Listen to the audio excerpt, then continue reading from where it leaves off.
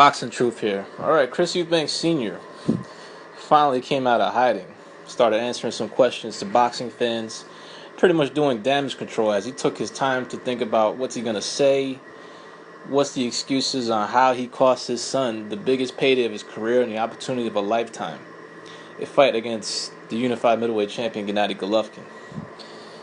And it was pretty much a bunch of bullshit.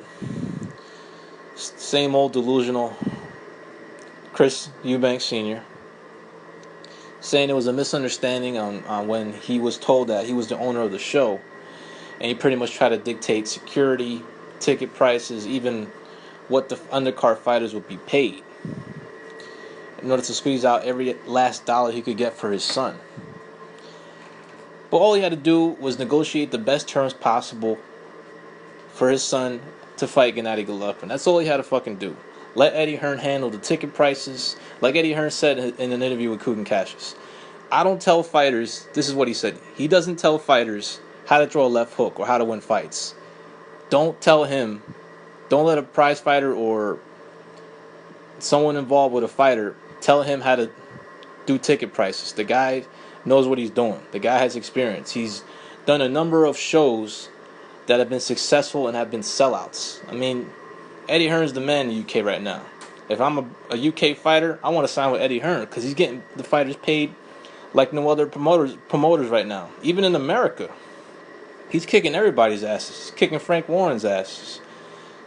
He's doing big business. He's got a good, strong stable. He's got a network that is committed to him long term, and he has a lot of dates and fighters with good fan bases that can generate a lot of revenue from Matchroom. So, Senior, it is what it is. He's going to be with Junior no matter what. Junior, he's loyal to a fault.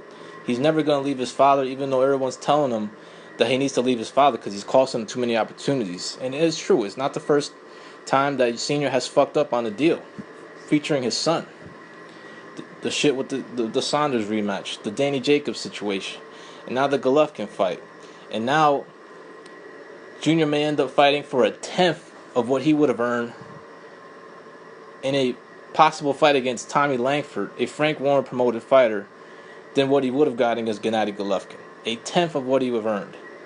And say, what if Junior loses that fight? Then it's all over. There won't be no big fights down the road, because he just lost to a domestic level fighter. Now, when it comes to the UK, I don't know who's the biggest laughingstock when it comes to the UK fighter. Is it Eubank Jr.? Is it Billy Joe Saunders?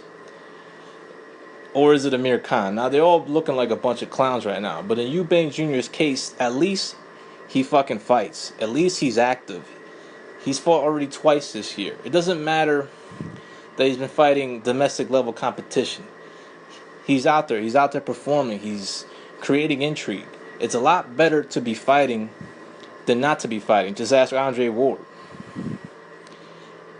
And that's the exact opposite of what Billy Joe Saunders is doing. He's not fighting. He's doing jack shit. Ducking and dodging even decent competition. Gennady Golovkin leftovers he's ducking.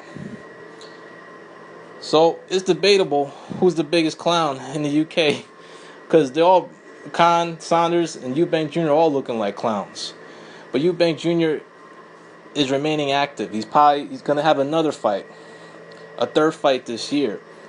And that's a situation where Junior needs to be careful what he thinks about in his next move. He's already enforced to take a mandatory fight against Tommy Langford, a Frank Warren promoted fighter. Now, the reason I don't like this fight, of course, is because it's the same level of opponents that Junior has already fought. I also don't like it because politically it's against Eubank Jr. It's against his best interest to take this fight. He's going to fight on a rival promoter's card, on a Box Nation Frank Warren promoted card against a Frank Warren promoted fighter. And Frank Warren wants nothing more than to end this Eubank Jr. story, derail it. All it's going to take is one L to a fighter like of Tommy Langford's caliber to pretty much end this story. And that's the thing. Junior's story is interesting. People still talk about him. People are still intrigued by him. People are still interested in his career because they see the potential. They see that he's an exciting fighter, that he can create a lot of intrigue, interest, and that he has the fan following and the economic muscle to be in position for big fights. But he hasn't been in a big fight simply because his team keeps fucking up big fights for him. But he needs to really think long and hard if he's going to take this Time Langford fight. Now, Langford, he's not the biggest puncher, but stylistically it could be a tough fight. He's tall, he can box a little bit, throws a lot of punches, he's in good condition. It's not an easy fight, but I still think Eubank Jr. could take him because Eubank Jr. is a lot stronger, a little more experienced, much more explosive. But it's a dangerous fight because it's going to be on someone else's turf, someone else's network, for a promoter that despises him, that wants to see him lose, that wants his fighter, Langford, to win so he can get a British title and get commercial appeal from a win over Eubank Jr.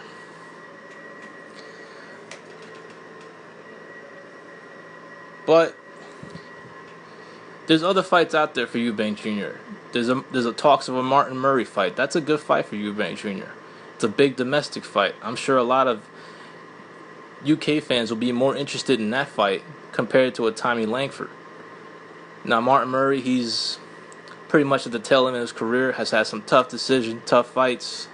He's pretty much a tweener, a guy without a weight division, couldn't really get success at 160, and wasn't able to get much success at 68 pounds at super middleweight. So now he's contemplating a move back down to 160, and Eubank Jr.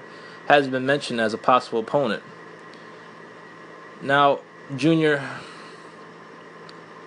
and Sr., the British title, for whatever reason, means a lot to them. They want to win the title outright. Jr. has made one defense, and if he makes 2 more defenses, he will own the belt outright. It will be his. So he needs 2 more title defenses for him to be the ownership of that belt. But I don't see what's the purpose of his Langford fight. It's not a big payday. It's on a rival promoted card. It's risky to take the fight because of the political aspects involved. And what if he can't knock this kid out? What if he gets a bad decision going against him? I say fuck this belt, fuck the British title, fight Martin Murray, maybe on the undercard of Golovkin Brook if it's still doable, if it's still enough time to be able to put that fight together for him to be on the undercard. And then he can be in position to fight the winner, which is the main goal. At least that's what they're saying for the Eubanks. So a lot to think about for Junior's next move. I don't like the fight with Langford simply because it could go against him if he doesn't knock this kid out. A Martin Murray fight will be bigger. It makes more sense. It's a Gennady Golovkin leftover. The guy's more experienced, but he's pretty much at the tail of his career. I think Eubank Jr. could definitely handle a Martin Murray at this stage of Martin Murray's career. So, Senior, enough with the excuses. Shut the fuck up and get your son the fight that he's in position to get because of the fan following he has and the economic muscle he brings to the table to get these fights. No more excuses. That's it. Make the fucking fight.